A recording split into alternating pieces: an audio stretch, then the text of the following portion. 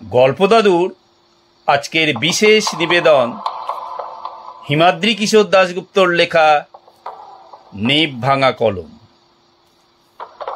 গল্প পাঠে ও বিভিন্ন চরিত্রে অংশগ্রহণ করেছেন অশোক ও অভিজিৎ। শুরু হচ্ছে হিমাদ্রি কিশোর দাশগুপ্তর লেখা নিব ভাঙা কলম।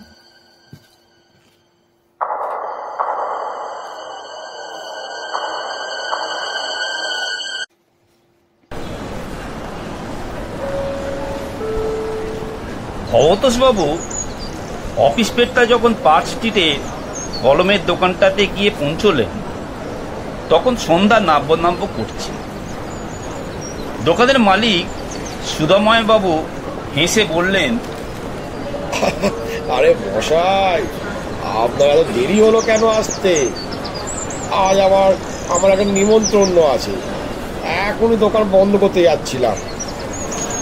রুমাল দিয়ে ঘাম মুছতে মুছতে ভবতোষবাবু বললেন, আর বলবেন না মশাই, আমার অফিসে এখন কাজের যা চাপ, তাতে বেরোবার ফুরসত নেই। সকাল 8টায় অফিসে ঢুকে সেই যে কলম নিয়ে বসলাম, তারপর মাথা তুললাম বেলা 5টায়, তারপর ছুটতে ছুটতে এখানে এলাম। সুধাময়বাবু রসিকতা করে বললেন, আপনার তো কলমের ওপর বরাবরই প্রবল টান, আপনি তাই কিছুতেই কলম ছাড়তে চান না। কথাটা মজা করে বললেও মিথ্যে বলেননি তিনি। ভবতোষবাবুর এই একটাই শখ, কলম সংগ্রহ করা। নানা দেশে নানা ধরনের নামি কোম্পানির কলম আছে তার সংগ্রহে। কলম কেনার জন্য তিনি কখনো অর্থের কার্পণ্য করেন না। এই তো মাসখানেক আগে এই দোকান থেকেই 25,000 টাকা দিয়ে বিদেশি ব্র্যান্ডের কলম কিনে নিয়ে গেছেন তিনি। নতুন কোনো কলম এলেই সুধাময়বাবু টেলিফোন করেন তাকে। ভবতোষবাবু দোকানে এসে কলম পছন্দ হলে কিনে নিয়ে যান। 2 দিন আগে সুধাময়বাবু টেলিফোন করেছিলেন তাকে, যে জন্যেই ভবতোষবাবুর আজ এখানে আসা। ভবতোষবাবু এরপর জানতে চাইলেন, দেখা নতুন কি এলো? সুধাময়বাবু হেসে বললেন, নতুন নয়, পুরনো, দেখাচ্ছি। দোকান সংলগ্ন পিছনে একটা ঘর আছে, যেটা দোকানের স্টোর রুম। সেখানে ঢুকে কিছুক্ষণের মধ্যেই একটা কলমের বাক্স নিয়ে বেরিয়ে এলেন সুধাময় বাবু। দেখেই বোঝা যাচ্ছে বাক্সটা অনেক পুরনো। ভবতোষবাবুর সামনে বাক্সটা খুললেন সুধাময় বাবু। তার মধ্যে রাখা আছে একটা লাল রঙের পেট মোটা ফাউন্টেন পেন।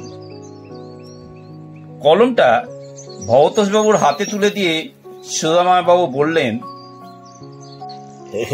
গায়ের লেখাটা পড়ুন। লেখাটা পড়ে অবাক হয়ে গেলেন ভবতোষবাবু। পেনটার গায়ে খুদে হরপে লেখা বিখ্যাত এক কলম কোম্পানির নাম। তার সঙ্গে লেখা আছে লন্ডন, ম্যানুফ্যাকচারিং ইয়ার 1900। অর্থাৎ কলমটার বয়স 100 বছরেরও বেশি। ভবতোষবাবু বিস্মিতভাবে প্রশ্ন করলেন, এ কলম আপনি কোথায় পেলেন?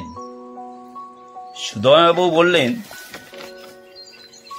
ওই আমার গোডাউনটা পরিষ্কার করতে গিয়ে একটা পুরনো বাক্সর মধ্যে এই কলমের বাক্সটা ছিল। আমাদের এই 3 পুরুষের কলমের দোকান 100 বছর পুরনো। এক সময় সাহেব শুভরাও এখানে আসতেন কলম কিনতে, কলম সারাতে। আমার ধারণা তেমনই কারো কলম এটা। ভবতোষবাবু বললেন, এই তো এখন অ্যান্টিক জিনিস মশাই, ক্লিপটা তো রূপোর মনে হচ্ছে। সুদামাবাবু বললেন, হ্যাঁ অ্যান্টি, কিন্তু কলমটা খুলে দেখুন। কলমের ক্যাপটা খুলেই ভবতোষবাবু দেখতে পেলেন কলমের নিবটা ভাঙা। তিনি বলে উঠলেন, এমা, নিব যে ভাঙা?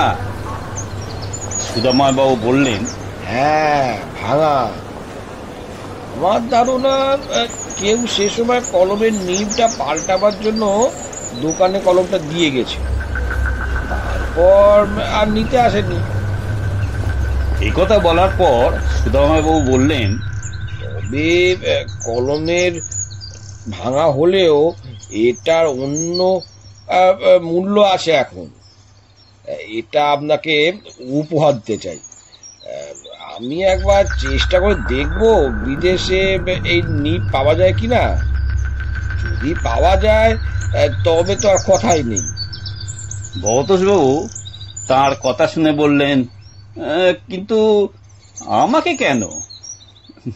যদিও মনে মনে বেশ খুশি হলেন তিনি। সুদামাবাবু বললেন, আরে মশাই, আপনি আমার পুরনো কাস্টমার, কত দামি দামি পেন কেনেন এখান থেকে।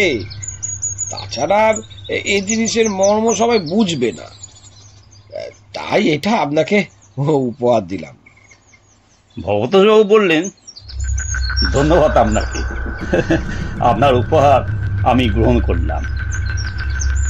সুদামাবাবু দোকান বন্ধ করার তাড়া আছে, তাই আর তার সময় নষ্ট না করে উপহারটি কাঁধের ব্যাগে পুরে ভবতোষবাবু রাস্তায় নামলেন।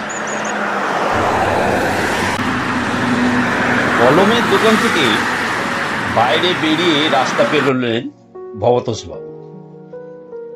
পাশেই গড়ের মাঠ, সূর্যর শেষ আলোটুকু ছড়িয়ে পড়েছে বিশাল মাঠটায়।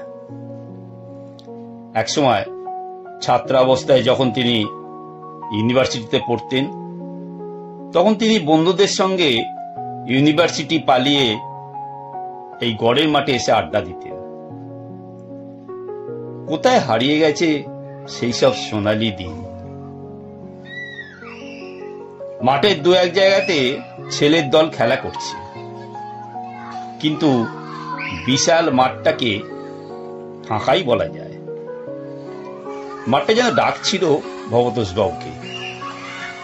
তিনি একলা মানুষ, তাছাড়া আজ বাড়ি ফেরার তেমন তাড়াও নেই। পরদিন কালী পুজো, অফিস ছুটি। তার বাড়িও বেশি দূরে নয়, এই কলকাতা শহরেই ঝামাপুকুর লেনে। ভবতোষবাবু ভাবলেন, মাঠে গিয়ে কোথাও একটু বসা যাক। বহুদিন এমন কোনো খোলামেলা জায়গাতে গিয়ে বসেননি তিনি। কথাটা ভেবে রাস্তার পাশে এক বাদামওয়ালার থেকে এক ঠোঙা বাদাম কিনলেন তিনি। তারপর মাঠের ভিতর প্রবেশ করলেন। ভবতোষবাবু হাঁটতে হাঁটতে এগোলেন মাঠের ভিতর দিয়ে। রাস্তার কোলাহল আস্তে আস্তে দূরে সরে যেতে লাগলো। মাঝ মাঠের এক পাশে যেখানে একটা বিরাট গাছ একলা দাঁড়িয়ে আছে, ঠিক তার নিচে গিয়ে বসলেন তিনি। দুপাশে রাস্তার গাড়ি বা লোকজনের শব্দ কিছুই এই জায়গা পর্যন্ত পৌঁছয় না।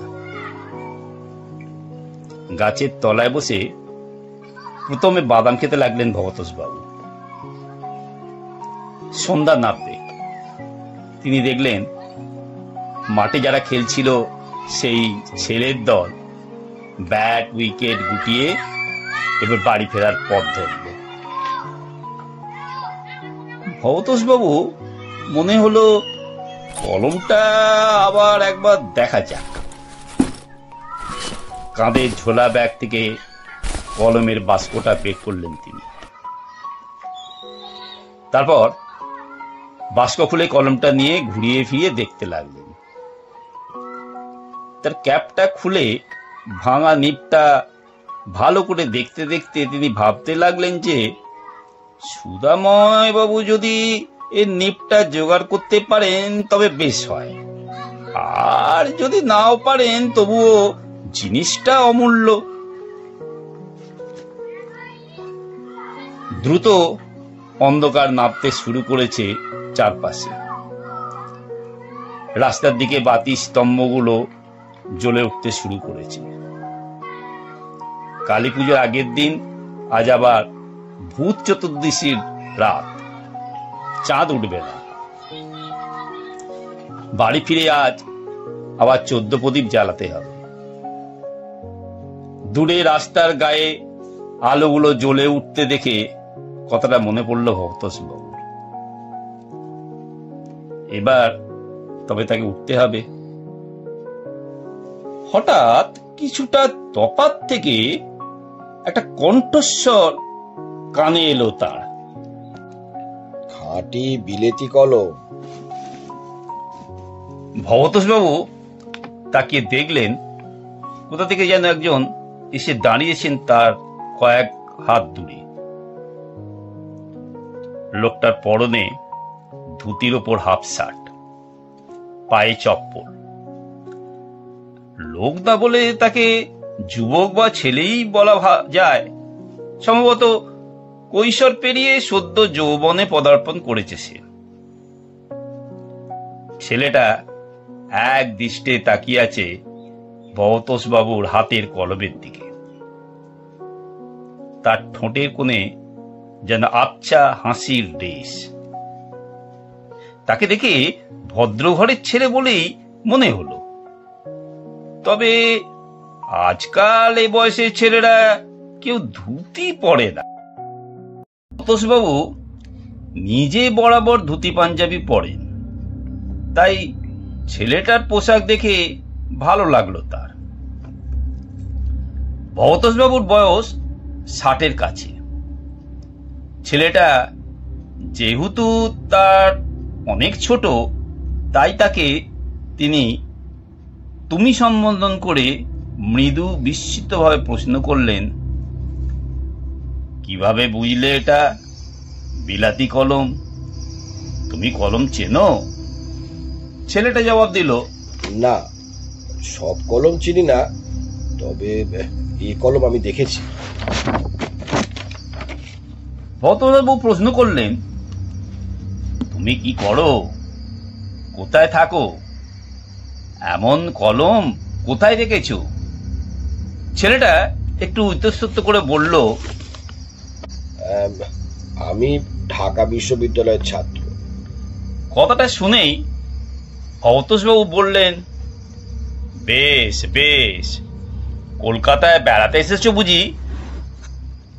একসময় আমার পূর্বপুরুষরাও ঢাকায় থাকতেন। আমার জন্ম অবশ্য এই কলকাতা শহরে। এরপর ছেলেটা জবাব দিল, এই কলম হডসন সাহেবের ছিল।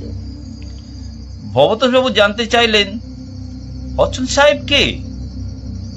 ছেলেটা জবাব দিল, কুমিল্লার সাব জজ সাহেব, ম্যাজিস্ট্রেট সাহেব। তার ওই কলম নিয়ে একটা গল্প আছে। কি গল্প? কৌতূহলী হয়ে জানতে চাইলেন ভবতোষবাবু। ছেলেটা বলল, শুনবেন? তাহলে বসেই বলি। আমাকে এখানে থাকতে হবে, একজন আসবে এখানে। দ্রুত অন্ধকার ঘিরে ধরেছে চারদিকে। ছেলেটার মুখ যেন ঝাপসা হয়ে আসছে। ভবতোষবাবুর কয়েক হাত তফাতে বসলো ছেলেটা। তারপর শুরু করলো তার কাহিনী।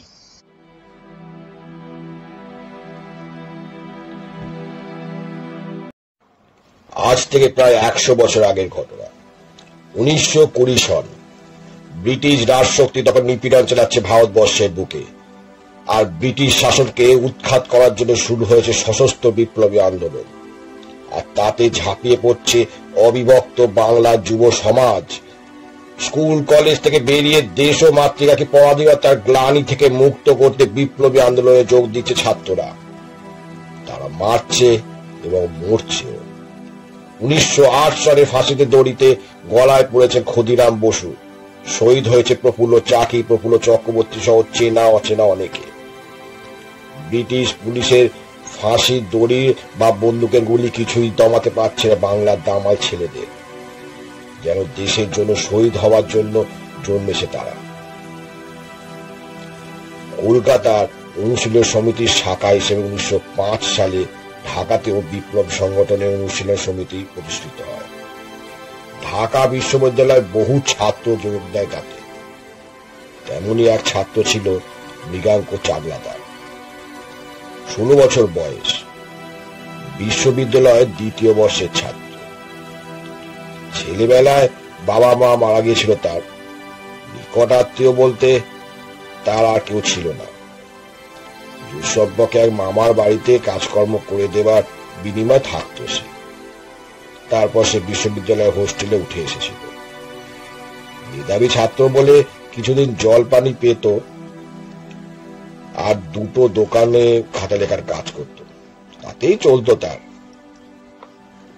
ভবতোষবাবু বললেন, কিন্তু তার সঙ্গে হডসন সাহেবের কলমের সম্পর্ক কি? তুমি তো বললে হডসন সাহেবের কলমের গল্প বলবে। ছেলেটা বলল, সম্পর্ক আছে, একটু ধৈর্য ধরে শুনুন। অন্ধকারে পুরো ঢেকে গেছে ছেলেটার মুখ। সে আবার বলতে শুরু করলো, হ্যাঁ, ওই মৃগাঙ্ক চাগলাদার। সে যুক্ত হলো গুপ্ত সমিতির সাথে। কিছুদিনের মধ্যে তার কাঁধে বর্তালো এক দায়িত্ব। বিপ্লবীদের এখন অস্ত্রের দরকার। ঠিক হলো কুমিল্লার এক পুলিশ চৌকিতে হানা দিয়ে রাইফেল পিস্তল লুট করতে হবে। সেই মতো আরো কয়েকজন সঙ্গীর সঙ্গে কুমিল্লা পৌঁছল সে। স্থানীয় গুপ্ত সমিতির সাহায্যে বেশ কয়েক মাস কুমিল্লার থাকার পর অবশেষে এলো সেই নির্দিষ্ট দিন। সেদিনও ছিল এমন ভূত 14 রাত। চারপাশ অন্ধকার থাকবে বলে সে রাতটাকেই বেছে নিয়েছিল তারা। মাঝরাতে তারা অতর্কিত হানা দিল পুলিশের ফাঁড়িতে। জনা সাথে বাঙালি যুবকের দল। শুরু হলো দুপক্ষের গুলির লড়াই। গুলির শব্দ থেকে ধ্বনি বিলীন হয়ে দিতে লাগল রাতের নিস্তব্ধতা। এই কথা বলে রাস্তার দিকে কি যেন দেখার চেষ্টা করে থামলো ছেলেটা। গল্পটা এবার আকর্ষণ করতে শুরু করেছে ভবতোষবাবুকে। তিনি বললেন, থামলে কেন বলো? আবার বলতে শুরু করলো ছেলেটা। বিপ্লবীদের গুলিতে মারা পড়ল এক গোড়া পুলিশ অফিসার। ঘায়েল হলো বেশ কয়েকজন দেশি সেপাই। 4টে রাইফেল আর 3টে পিস্তল ছিনতাই করে পালাবার পথ ধরল বিপ্লবীরা। কিন্তু কিছুটা পথ এগোবার পরই একটা পুলিশ গাড়ি কিছু ধাওয়া করলো। অন্যরা পালাতে পারলেও মৃগাঙ্ক আর দরজা কানাই গুপ্ত ঢুকে পড়লেন একটা বাড়িতে। বাড়ির মালিক নিরঞ্জন মল্লিক তাদের আশ্বস্ত করলেন কিছু হবে না বলে।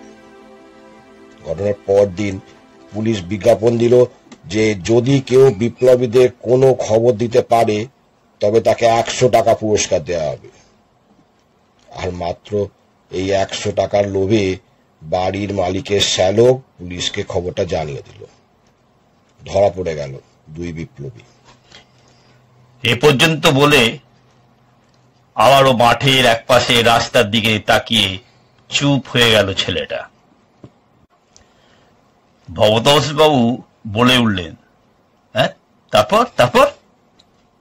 এবার যেন মৃদু হাসলো ছেলেটা। সে বলল, হ্যাঁ, এখান থেকে এই আসল গল্পের শুরু।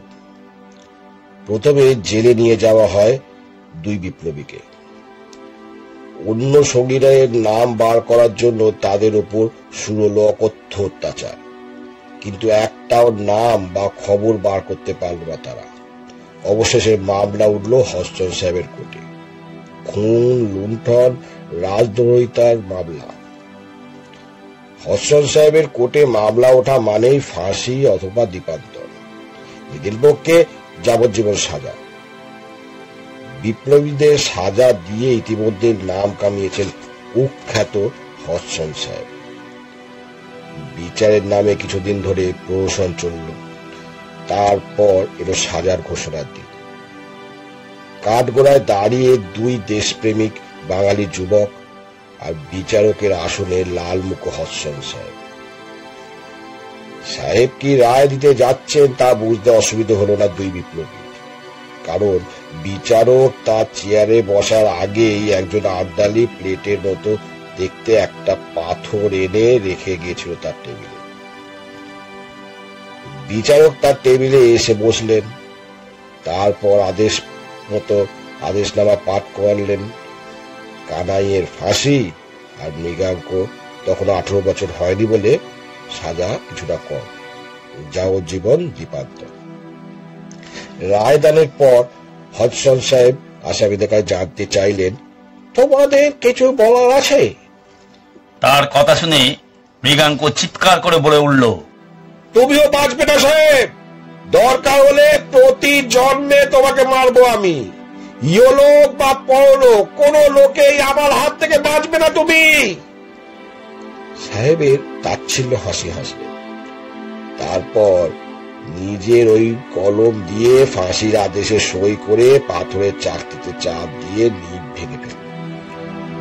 ফাঁসির সাজা যে কলমে দিয়ে স্বাক্ষর করা হয় তার নিব ভেঙে ফেলায় রীতি। ভবতোষবাবু কথাটা শুনে মনে মনে বলে উঠলেন, আরে আমার কলমের নিবটাও যে ভাঙা। ছেলেটা বলে চলল। দুই বিপ্লবীকে দুই জেলে স্থানান্তর করা হলো। ফাঁসি হয়ে গেল একজনের, কিন্তু মৃগাঙ্ককে দ্বীপান্তরে পাঠাবার আগেই একদিন সন্ধ্যায় জেল থেকে পাঁচিল টপকে পালালো সে। পুলিশ তার খোঁজ চালাতে লাগলো ঠিকই, কিন্তু তাকে ধরতে পারল না। মৃগাঙ্ক পালিয়ে চলে এলো কলকাতায়, কিন্তু সে তার স্বপ্নের কথা ভুলল না। যেভাবেই হোক শাস্তি দিতে হবে হদসনকে। এদিকে অন্য একটা ঘটনা ঘটেছিল। সাহেব তো কলমের নিব ভেঙে ফেললো ঠিকই, কিন্তু তারপরই তার খেয়াল হলো এই কলম সরকারি কলম নয়, এটা তার স্ত্রীর দেওয়া উপহার। সে যদি কলমটা সাহেবের কাছে দেখতে চায় তবে তিনি বিপদে পড়বেন। বিড়ম্বনা থেকে বাঁচার জন্য তিনি তার এক আদ্রালির হাত দিয়ে কলমের নিব বদলাবার জন্য পাঠিয়ে দিলেন কলকাতার এক কলমের দোকানে। কিন্তু নিব না থাকায় দোকানদার কলমটা তাকে দোকানে রেখে যেতে বললেন, বিলেত থেকে নিব আনানোর অপেক্ষায়। মাস 3 বাদে সাহেব কলকাতায় আসবেন বলে ঠিক করলেন দুটো কাজে। একটা তার সরকারি কাজ, আর দ্বিতীয় কাজটা হলো কলমের নিবটা যদি ঠিক হয়ে থাকে তবে তা ফেরত দিয়ে যাবেন তিনি। খবরটা তার এক আদ্রালির মারফত পৌঁছে গেল বিপ্লবীদের কানে। তারা ব্যাপারটা জানিয়ে দিল মৃগাঙ্ককে। সাহেব কোন ট্রেনে আসছেন, কোথায় কোথায় যাবেন, এসব ব্যাপার। সাহেব ট্রেন থেকে নামতেই মৃগাঙ্ক অনুসরণ করলো তাকে। সাহেব প্রথমে লাট ভবনে ঢুকলেন, তারপর সেখানে কাজ সেরে রাস্তা পেরিয়ে গড়ের মাঠে ঢুকলেন, কোনাকুনি মাঠ পেরিয়ে পার্ক স্ট্রিটের দোকানে যাওয়ার জন্য। আর ঠিক এই জায়গাতেই হদসন সাহেব আর মৃগাঙ্কর দেখা হলো। সাহেব মৃগাঙ্ককে দেখতে পেয়েই বলে উঠলেন, you are under arrest. Mriganka, তুমি ধরা দাও। সাহেবের সঙ্গে একজন দেহরক্ষী ছিল, সে ধরতে গেল তাকে, কিন্তু মৃগাঙ্ক তৈরি ছিল। সে পিস্তল বার করে গুলি চালিয়ে দিল হদসন সাহেবের হৃৎপিণ্ডে। তার নিব ভাঙা কলমটাই তার মৃত্যু ডেকে আনল। কিন্তু দেহরক্ষীকে লক্ষ্য করে মৃগাঙ্ক বেশ কয়েকটা গুলি চালালো ঠিকই, তার লক্ষ্যভ্রষ্ট হল। সে দেহরক্ষী পাল্টা গুলিতে নিহত হল মৃগাঙ্ক চামড়াদার। তার দেহটা পরবর্তীকালে কাউকে না জানিয়ে এই গড়ের মাঠেই পুঁতে দেওয়া হয়েছিল, ঠিক যেমন প্রফুল্ল চাকরির ছিন্ন মূল্যে পুঁতে দেওয়া হয়েছিল কলকাতার এক পার্কে। এই বলে থেমে গেল ছেলেটা। ভবতোষবাবু বিস্মিতভাবে বলে উঠলেন, এত কথা তুমি জানলে কিভাবে? তুমি কি বলতে যাচ্ছ আমার কলমটা? ভবতোষবাবুর কথা শেষ হতে না হতেই একটু তফাতে তাকিয়ে তড়াক করে লাফিয়ে উঠল ছেলেটা। তারপর দ্রুত গিয়ে আশ্রয় নিল গাছের গুঁড়ে আড়ালে। ভবতোষবাবু দেখতে পেলেন রাস্তার দিক থেকে মাঠ পেরিয়ে দুটো ছায়া মূর্তি এগিয়ে আসছে তাঁর দিকে। লোক দুজন ভবতোষবাবুর সামনে এসে দাঁড়ালো। অন্ধকারের মধ্যে ভবতোষবাবুর যা মনে হলো তাতে তাদের একজনের পরনে সাহেবি পোশাক, কোট, হ্যাট, আর তার সঙ্গীর পরনে পুলিশের পোশাক। সাহেবের পোশাক পরা লোকটা ভবতোষবাবুর উদ্দেশ্যে ভাঙা ভাঙা বাংলায় বলল, বাবু স্ট্যান্ড আপ, উহা আমার কলম, উহা আমাকে ফিরিয়ে দাও। তার কথা শুনে ভবতোষবাবু বুঝতে পারলেন লোকটা সত্যি সাহেব। বিস্মিতভাবে তিনি উঠে দাঁড়াতে যাচ্ছিলেন। ঠিক সেই সময় গাছের গুঁড়ির আড়াল থেকে বেরিয়ে এলো ছেলেটা। তাকে দেখেই সাহেব বলে উঠলেন, তুমি? ছেলেটা বলে উঠল, হ্যাঁ আমি। তোমাকে কলমটা এখানে আবার টেনে আনবে জানতাম। ভাঙা নিবের কলমটার প্রতি তোমার টান পরকালেও গেল না, যেমন যায়নি আমার আক্রোশ। সাহেব বলে উঠলেন, ইউ আর আন্ডার অ্যারেস্ট। তুমি ধরা দাও মৃগাঙ্ক। ছেলেটা বলে উঠল, না, তোমাকে পরকালেও ছাড়বো না আমি। পিস্তল বার করল মৃগাঙ্ক। সাহেবের অনুচর তাকে ধরতে যেতেই মৃগাঙ্ক গুলি চালিয়ে দিল সাহেবের বুক। বুলেটের খোলটা ভবতোষবাবুর গায়ে এসে পড়ল, আর তার মধ্যেই বুলেটটা পুড়ে দিল সাহেবের বুক। মুখ থুবড়ে মাটিতে পড়ে গেলেন সাহেব। এরপর শুরু হলো মৃগাঙ্ক আর সাহেবের দেহরক্ষীর মধ্যে গুলির লড়াই। হাত পা কাঁপছে ভবতোষবাবু, উঠে দাঁড়াতে গিয়েও পারছেন না তিনি। আর এরপরেই হঠাৎ গুলির আঘাতে ভবতোষবাবুর গায়ের উপর ছিটকে পড়ল ছেলেটা। পুলিশটা এবার বন্দুক ত্যাগ করে এগিয়ে এলো ভবতোষবাবুর দিকে। হয়তো সে ভবতোষবাবুকে সে এটা সঙ্গী মনে করেছে। আতঙ্কে চোখ বুজে ফেললেন ভবতোষবাবু। লোকটা এসে তার একটা কাঁধ চেপে ধরল।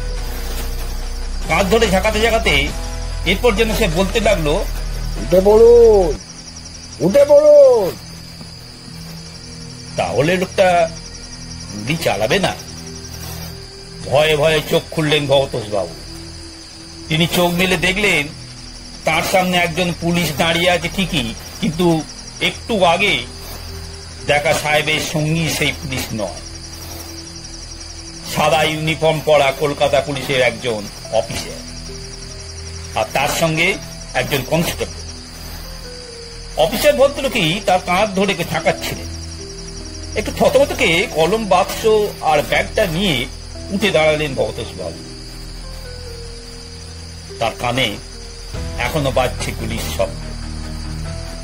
কয়েক মুহূর্তের মধ্যে অবশ্য তার কারণ বুঝতে পারলেন তিনি। কালী পুজোর আগের রাতেই মাঠের পাশে কিছু লোক এসে পটকা ফাটাচ্ছে, এ তারই শব্দ।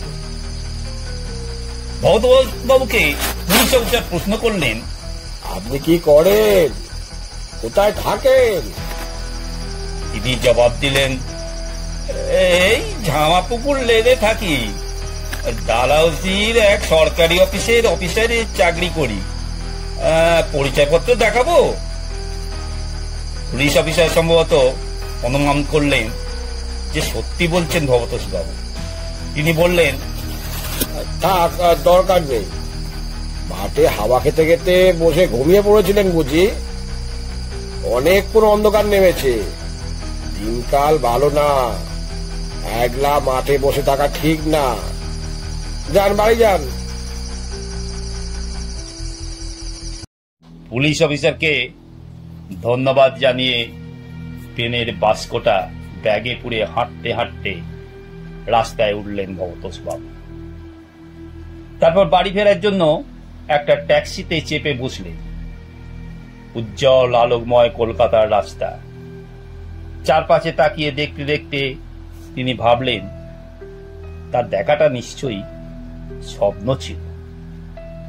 কোনো একটা বইয়েতে যেন তিনি পড়েছিলেন যে ফাঁসির সাজা ঘোষণার পর বিচারকরা আদেশে স্বাক্ষর করে কলমের নিব ভেঙে দেন। কলমের ভাঙা নিব দেখে তার অবচেতনে সে কথাটাই মনে এসেছিল। অফিসে কদিন কাজে খুব চাপ, মাঠে বসে ক্লান্তিতে ঘুমিয়ে পড়েছিলেন তিনি। তারপর ভাঙা নিবে কলমের নিয়ে স্বপ্ন দেখেছেন। পটকা ফাটানোর শব্দ তার স্বপ্নে গুলির শব্দ হয়ে ধরা দিয়েছিল। ট্যাক্সিটা ভবতোষবাবুকে তার বাড়িতে নামিয়ে দিয়ে গেল। ঘরে ঢুকে আলো জ্বালানো ভবতোষবাবু। ব্যাগ থেকে কলমের বাস্কটা তিনি টেবিলে রাখতে যাচ্ছেন। হঠাৎ ব্যাগ থেকে ঠক করে মেঝের উপর কি যেন একটা গড়িয়ে পড়ল। ভবতোষবাবু অবাক হয়ে গেলেন জিনিসটা দেখে। ঘরের উজ্জ্বল বাতির নিচে মেঝেতে পড়ে আছে একটা বুলেটের ফাঁপা ধাতব খোল। দেখে মনে হয় বেশ পুরনো সেটা। এটা তার ব্যাগে এলো কিভাবে? স্বপ্নর কথাটা মনে পড়ে গেল তার। মৃগাঙ্ক যখন হডসন সাহেবকে গুলি চালালো তখন বুলেটের খোলটা ছিটকে তার গায়ে পড়েছিল। তখনই কি সেটা মুখ খোলা ব্যাগে ঢুকে গিয়েছিল? তবু তিনি মনকে প্রবোধ দেবার চেষ্টা করলেন এই বলে যে অনেক সময় পুলিশের লোকেরা তাদের অনুষ্ঠানে বন্দুকবাজির খেলা দেখায় গড়ের মাঠে। মাঠে বসার পর হয়তো তেমনই খোল কুড়িয়ে পেয়েছিলেন তিনি। এখন ব্যাপারটা মনে করতে পারছেন না, কিন্তু এরপর তিনি নিচু হয়ে মেঝে থেকে খোলটা কুড়িয়ে নিয়ে তুলতে গিয়ে হঠাৎ আর একটা জিনিস দেখে বিস্ময়ে হতবাক হয়ে গেল। তার ধুতির কোঁচায় লেগে আছে ফোঁটা ফোঁটা রক্তের দাগ। মৃগাঙ্ক যখন গুলি খেয়ে তার দেহের উপর গড়িয়ে পড়েছিল সেই রক্তের দাগ। খোলটা তুলে নিয়ে কোঁচাটা তুলে ধরে বেশ কিছুক্ষণ চুপ করে দাঁড়িয়ে রইলেন তিনি। মনে মনে তিনি প্রণাম জানালেন সেই অমর শহীদের উদ্দেশ্যে। এই রক্তমাখা ধুতি আর বুলেটের খোলটা যত্ন করে তুলে রাখবেন ভবতোষবাবু, আর ভাঙা নিবের এই কলমটা তিনি ফেরত দিয়ে আসবেন কলমের দোকানে।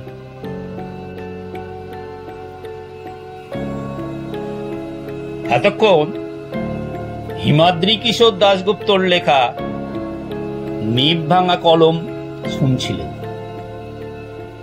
গল্পটি ভালো লাগলে সাবস্ক্রাইব ও লাইক করুন। অবশ্যই শেয়ার ও কমেন্ট করবেন। আগামী সপ্তাহে আরো নতুন গল্প আসবে, শুনতে থাকুন।